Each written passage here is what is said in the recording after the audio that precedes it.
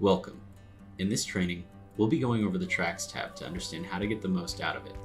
To start, let's select the unit we'll be pulling the track history of. Next, we can choose our coloring type, and if there are a couple methods of this.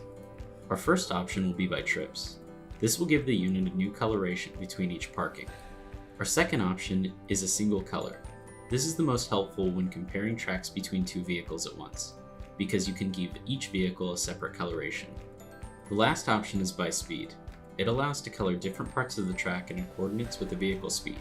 For example, a slow speed would be a soft blue, and a high speed would be a bright red. Now we can choose the outline thickness, and this will just affect the width of the track line. Map outputs are a useful feature, allowing to get even more detail than just a simple line. Event numbering allows you to see the order in which events have occurred. Event grouping allows you to see the time detail in events that are too close together. Fuel theft will show a large loss of fuel. Speedings will show speedings. Fuel fillings will show a large gain in fuel. Events can be shown on the map to indicate where any notification and manual event entry have taken place. Using the images below, we can see the location on the track where any picture was sent. Similar to images, the video icon can show videos instead of images.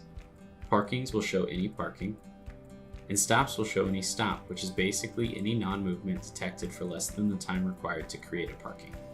Initial and final positions will be highlighted at the beginning and end for the whole time frame selected to pull the track. Show annotations will give a small timestamp next to the track to give you a better understanding of the timeline. Without applying trip detector, the line will show the track for each individual coordinate reported by the tracking device. When you apply the trip detector, you can see what the track looks like after filtering these coordinates using settings and trip detection in the unit properties. In fact, such markers as parking, stops, speeding, fuel fillings, thefts also depend on unit properties, which are covered separately in an advanced part of these tutorials. Now we have the date tool. There are several ways to operate this tool as well.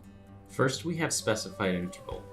After clicking on the time input box, a calendar will pop up with a selectable date and switchable time frame. You should first choose the start and end of your report request, then click on the correct date. The second option is start from until today. It's a bit easier, just like the specified interval. You'll enter the from date, and it will pull all the information from that date until your current time. The last three of these options is my personal favorite. The reason it's one of the more useful intervals is because it encaptures how tracks are actually requested. All I need to do is select the quantity of time, for example 2, and then the unit of time, whether that be a minute, hour, day, week, or month. I'll select a day.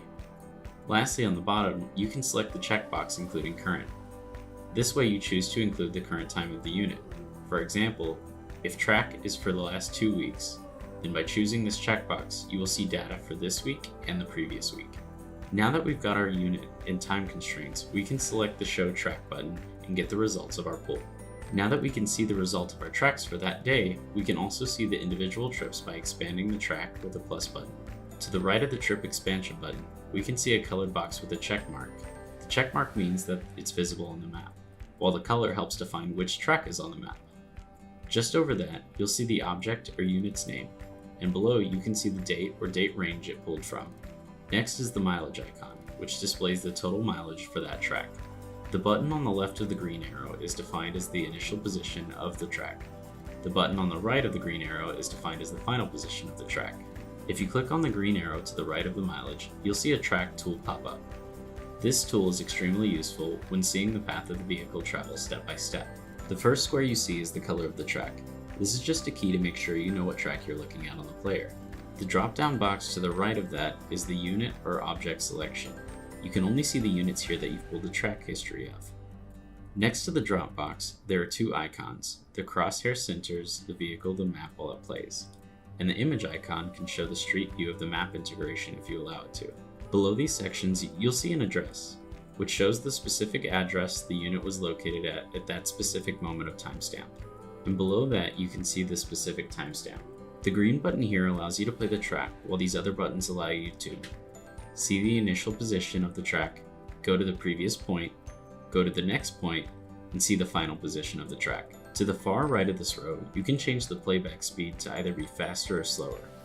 The track player also shows parameters and sensors at the time of that positioning. This can be very useful for devices with accident alerts, and you can see how the accident occurred. Lastly, if that is a common track or a required route for the vehicles to drive, you can use the Save Geofence function to save the route as a line geofence. Congratulations and thank you for completing the Tracks tab tutorial. I hope by now you feel a little more at ease when operating through our platform. To further extend your knowledge of our platform, check out our other video tutorials for more specific trainings. I'll see you next time.